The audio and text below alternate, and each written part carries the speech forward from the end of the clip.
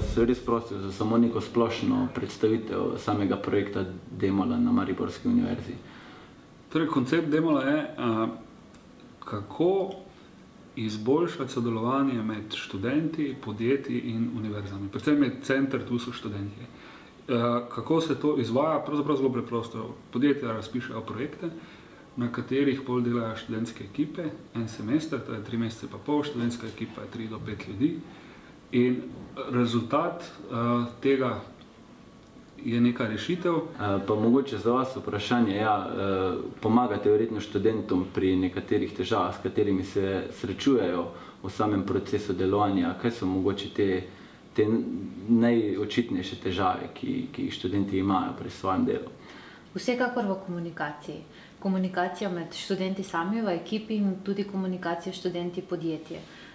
Ker v bistvu, tako Andrej povedal, to so multidisciplinarne ekipe. Pridejo študente iz različnih področij, pridejo na eno mesto ekonomisti, potem pravniki, programeri in vsak od njih govori nek svoj jezik.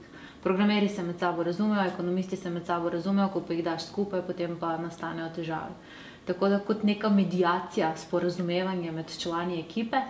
Potem druga stvar, študenti imajo ideje, imajo super ideje, ampak jih ne znajo skomunicirati naprej, ne znajo povedati.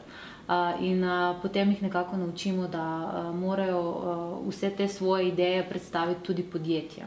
Verjetno zelo pomembna so realni študijski učinki, mogoče tudi študentske ugodnosti, kakšne so tu mogoče v Demolu. Zdaj, letos izvajamo to pilotsko, zato se dogovarjamo za vsakega študenta posebej z profesorji, mentorji, da jim priznajo določene ECTS točke za delo, ki je bilo vloženo znotraj Demola. Z naslednjim šolskim letom bo pa že predmet izbirni projekt Demola za 6 ECTS točkami, ki se bo lahko vsak študent Univerze v Mariboru ga izbral. S kakšnim projektom si se ti ukvarjala tu znotraj Demole? Jaz sem delala na projektu Raziskovalna in podjetniška mreža Univerze v Mariboru. Naš projektni partner je bila Univerza v Mariboru. Mi smo razvijali platformo za povezovanje študentov vseh študijskih smeri in tudi povezovanje študentov in podjetij, da bi ustvarili spletno stran ali dogodek, karkoli. Projektni partner ni specificiral, kaj moramo narediti. Smo imeli proste roke.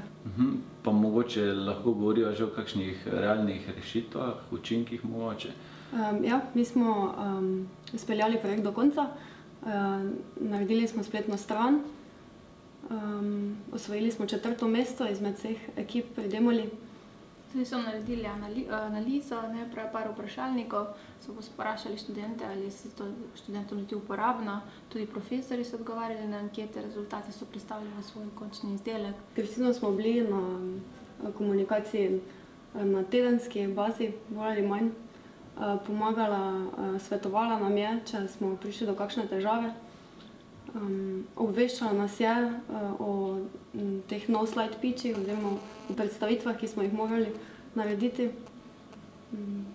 Na začetku smo imeli to težavo, da so bili iz različnih področij, ste imeli eno dizajnerko iz psihologije, iz sociologije, niso pa imeli samega programerja, pa smo poiskali oziroma so sedeli en dan, so jim povedali, katero veščino še rabijo, pa smo dodali novega člana. Tako da facilitetovi smo tudi za to, da če vidimo, da jim kakšno znanje, kakšno veščino manjka, in probamo priskrbeti nov član, da bi lahko potem res izpopolnili projekt. Torej, v ponedeljek pa se zgodi tudi dogodek kot nek uvod v nov ciklus delovanja Demole. Ja, prisrčno vabljeni vsi študentje na dogodek, ki bo ponedeljek ob 3. uri v dvorani Podreka v prostorih Univerze v Mariboru, kjer bomo predstavili Demolo in vse projekte in bomo pripravljeni na vsa vaša vprašanja. Se bojo mogoče tam že formirale tudi skupine? Ne, tam še ne.